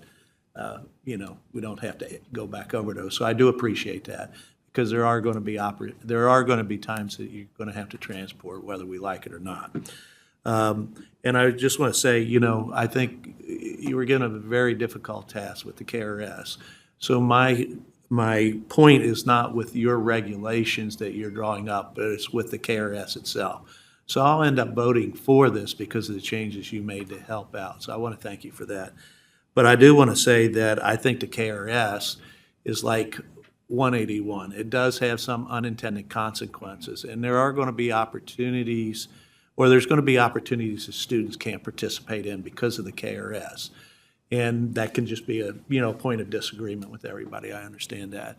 But I would hope that as those things come up to your department when people do call, that we bring that back to, if there are, because, you know, it's hypothetical, we don't know yet. If there are opportunities where kids are missing out because of certain things, that we do bring that back to the person who insisted that the KRS got passed, because this thing got passed at the last second, attached onto another bill without full understanding and hearings in the legislative process. So I just hope they're open for concern. So this is not addressed at you, but it's just a public comment, so that if those things do happen and you get those, you can bring those back and address those unintended consequences that may come out of this. Absolutely. Further comment, questions? I really commend the department for drilling down on this issue to understand the intended and unintended consequences of this piece of legislation, and to make it so that we are not compromising practice that is beneficial to our students. I mean, that has been the focus of all of this deliberation. So noting that extensive deliberation and discussion with interested parties, I'm going to ask the board for a motion to approve the statement of consideration. We have the motion, so I'm going to ask you if you're ready to vote. Then I'll call the question. All in favor of approving the statement of consideration for 702 KAR 5130, please say aye. Aye. Any opposed, say no. Thank you. Again, the department has done an amazing job. And I thank Matt Che, the whole department, for being so patient and listening so well to what folks are saying. Thanks again. At this moment, I would ask that the board indulge us in with a 10-minute break. 10 whole minutes? 10 minutes. Call on Associate Commissioner Matt Ross and Division Director Che Ritter to present the next several items regarding waiver requests. Thank you. So we have a couple waiver requests. For those who are new, we have traditionally had a long history of waivers coming before the school, before the KBE. The waivers that come out of OFO are generally around school district facilities. And so with the change and amendment to the statute around the waiver process, that looks a little different now. Same sort of concept, we're doing the same thing. I'll let Lindsay sort of explain how the waivers come in and what that process looks like. And then I'll let Shay sort of describe, take each waiver, take one waiver at a time, and sort of walk you through what's being waived and why we're supportive. Yeah, so as Matt said, this is related to the regulation that you all recently approved for waiving district requests for regulations and statutes. So this is our first round of those. The district submits an application, which is included in the portal, and the department reviews that for technical compliance under the regulation, which is set forth in the regulation. So things such as, is there statutes that can or cannot be waived in here? If it passes the technical review, then the department does a substantive review, and that's where our team has reviewed this for substantive. The regulation also sets forth what is substantively reviewed, and so that's what we've done here. Those items are the academic achievement for the past 3 years, that we determined that was not applicable, and whether to extend the waiver request describes processes that will measure student success, likelihood of students enrolled in the school and programs, realizing improved academic achievement, or whether to what extent the waiver request demonstrates the establishment of high expectations for student learning. And we determined it wasn't applicable to special education and class sizes. So those for this request we determined were not applicable because this still is for district facility requirements. So what we did review was the likelihood of the schools and programs identified in the waiver request realizing meaningful operational efficiency improvements if the waiver is granted, and whether and to what extent the waiver request reasonably anticipates potential adverse impacts on student academic achievement and addresses such potential and adverse impacts. So as you can see, the statute really was aimed at schools of innovation, right? But it's still what they did is amend over the current statute or the previous statute that allowed for waivers. Still allowing waivers, and as you know, the bulk of our waivers are facilities, so it's sort of a round hole square peg kind of thing. But I'll let Shay sort of walk you through what we reviewed for the waiver request and sort of our thoughts on it. Yeah, speaking of round hole square pegs, I'm Che Ritter, Division of District Support. Glad to see everybody. So the first one we have, I'm going to give you a really quick primer on some processes that are in my division. Local districts will review their district facility plan every 4 years. There's one option where they can actually waive that to extend it, another 4. And there's various reasons why they may do that. But each time they start a new district facility planning process, they're supposed to convene a new local planning committee. What a DFP. The district facility plan is basically every facility you have, you think of it like an inventory. And I'll take Franklin County since it's in my backyard, Collins Lane Elementary, Elkhorn Elementary, but you also consider consolidation. You consider your populations where the kids are, where the kids aren't. You also look at the future of your growth, and if you're growing as a district, losing students. So it's really looking out and figuring out how do we best utilize our facilities. This is where you also review the shape of your buildings. Do they need renovations? Do we build new? But really importantly, of course, is how much you can afford to do. That becomes really an important number, not necessarily in this process, but it does help speak to what do you plan to do in the next 2 years and then beyond that. Since the district facility plan is sort of a 4-year bubble, we can't really predict that, gosh, we're going to have 500 new kids and only 200 showed up. So there's a little bit of flexibility in there in that process. The local planning committee, it's a 4-year commitment, and it involves quite a bit of the public, local business leaders, local zoning, teachers, staff of the school district, a local board member, and for a small independent district, these have got to be residents of that district, or they have to do a waiver through my office. So even if their own employee lives right outside of the district, they would have to do a waiver in order to get that person on the local planning committee. So it's a little bit of work to get these groups together. Like I said, a 4-year commitment. and any of our former superintendents in here could probably speak very much to the involvement.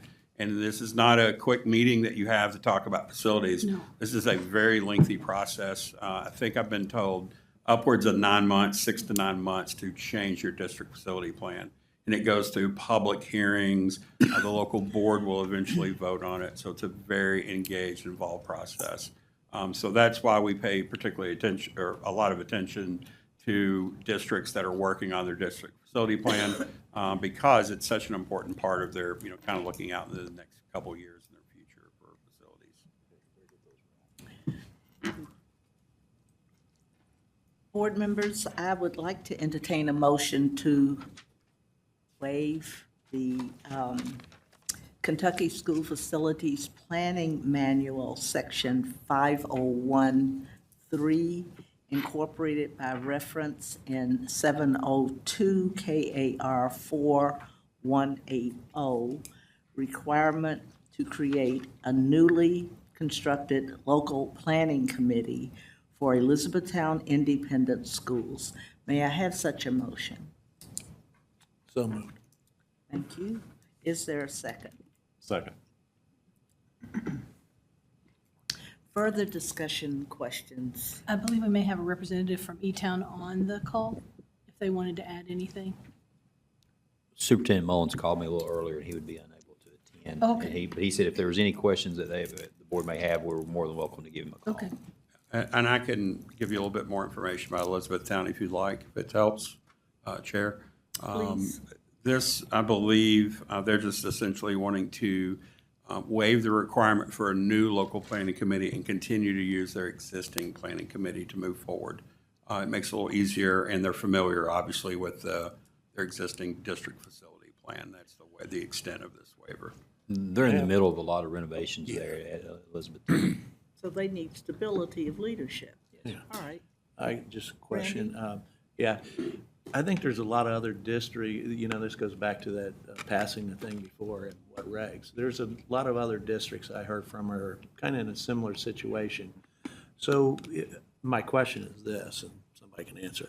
If we allow this, which I'm in favor of, if there's another district coming in behind that, does that allow staff to be able to do, or they have to come back to us for each one of these that now will take 60 days later to, because I know several are in the same process, I heard. Yeah, it would require individual waiver requests.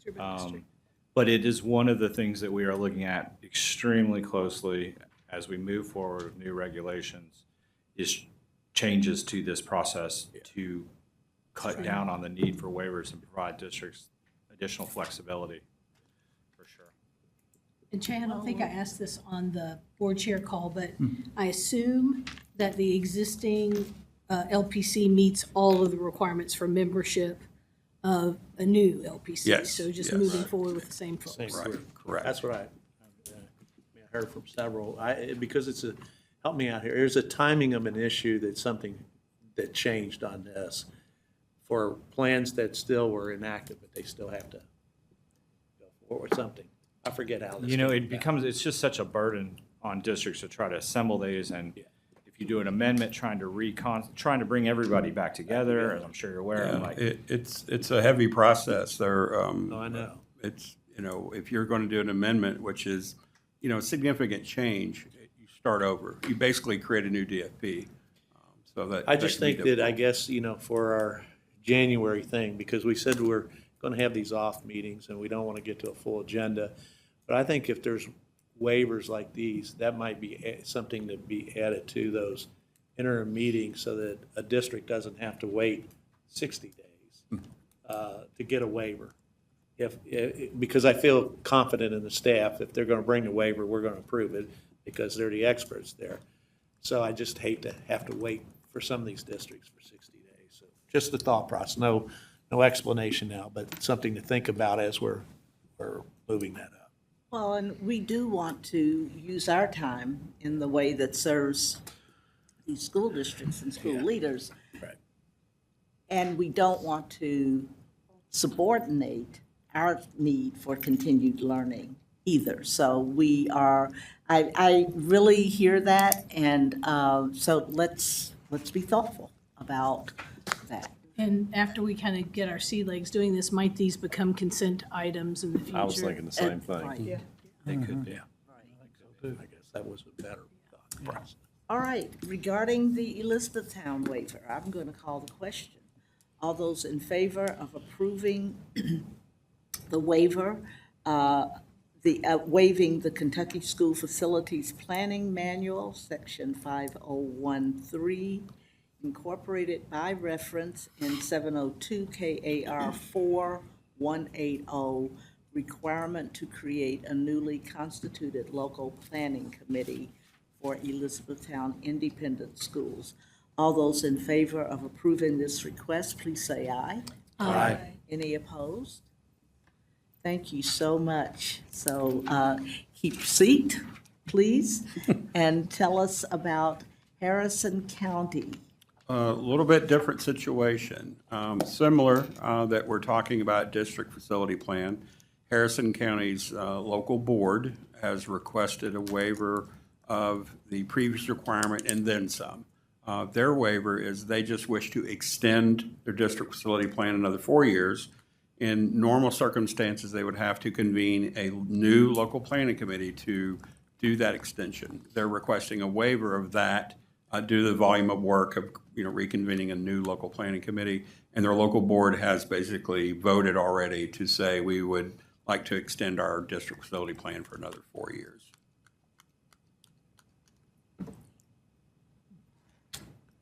I make the May I motion. have a motion to approve this waiver request? So moved. Okay, Diane Woods. Diane, I second it. okay. All right, debate regarding this waiver request. No, it's what I was pointing to before. There's several school districts out there that have their facility plan. And unfortunately, it's money. And they've been waiting for the state to give a match to be able to do it. So there's no reason to bring everybody back together when the money finally came in for some of these. Right. Totally agree. So, board members, I'm going to reference again one of the items in the consent agenda, the unmet need report. Check it out.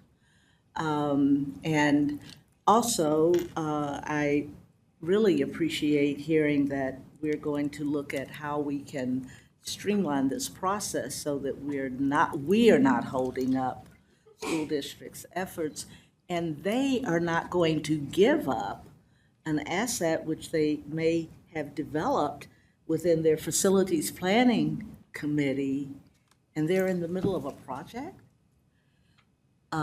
So let's kind of see what we can do to put us on the path of helping them by making sense of all of this. So, but now I'm going to call the question. All those in favor of approving the Harrison County waiver request, please say aye. Aye. Is any opposed? Great. Thank you so much.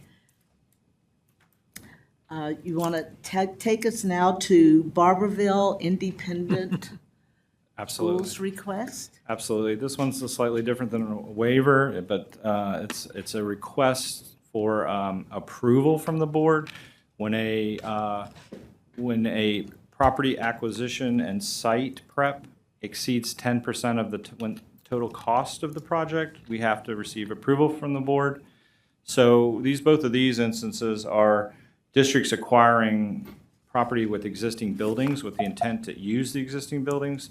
So that really, when you buy a building, that's a huge part of what you're buying, right? So you're already over 10%. So the reg, I think, really contemplates districts buying land that doesn't, undeveloped land, and then developing it for that 10% threshold. So this is another one of those areas that we are looking at, the proper sort of balance. Che, but I'll let you talk about each property. Yeah, Barberville, they're actually acquiring, I believe it's from Union College. It's the Stivers Aquatic Center. They have no plans to use the swimming function of said aquatic center, but they're wanting to use it for a 6 through 12 grade career exploration center with 12 career labs, and to renovate the remaining portion for a grade 6 through 12 multi-purpose field house. As an independent district, obviously, these opportunities do not pop up in their city very often. And I believe, and speaking on behalf of the district, I know we worked really hard, and they did too, trying to acquire this property as quickly as they could. It's kind of, I think, once in a career opportunity to buy that for them. So we appreciate that fact, and we're supportive of this. As Matt mentioned, when you buy an existing building and you're going to convert it for school use, there is sometimes cost to that.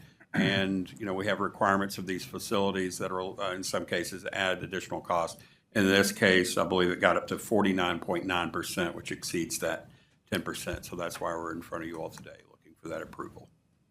I make that motion. Yes, you may. Motion from Mr. Trimble. Is there a second from Julie? All right, we have a motion and a second. Are there any questions regarding the Barberville request for waiver, the 10% maximum budget? All those in favor say aye. Aye. Any opposed, say no. Great, thank you. Let's continue now with Knott County. It's the Knott County Superintendent on, Knox County, I'm sorry, Knox County, the X is there. The X is there. I get it. Knox County Superintendent is with us. Yes, I'm here. Great, thank you for joining us. We'll ask the staff to present your request and then ask you to add further elaboration, please. Sure, same type of request. Also in Barberville, lots of property being moved down there. This is an existing building. I believe, if I saw correctly, it's right behind the hospital. But to get into a few more details, there's a former General Dynamics Information Technology building. They are amending their district facility plan. This will be used for several career pathways as well as central office and a central office annex for the district. And I believe they exceed the 10% by, it's a total of 27%, so over by 17%. Superintendent Ledford, anything you'd like to add to that? No, we appreciate you all taking this time to look at this for us. Well, Board, we have a recommendation to approve the Knox County Board of Education's request in the proposed acquisition of the site and existing building for which the site acquisition cost exceeds the 10% of the maximum project budget for the Knox County Career and Technical Center and Central Office. May I have such a motion? So moved. All right, thank you. Is there a second? Second.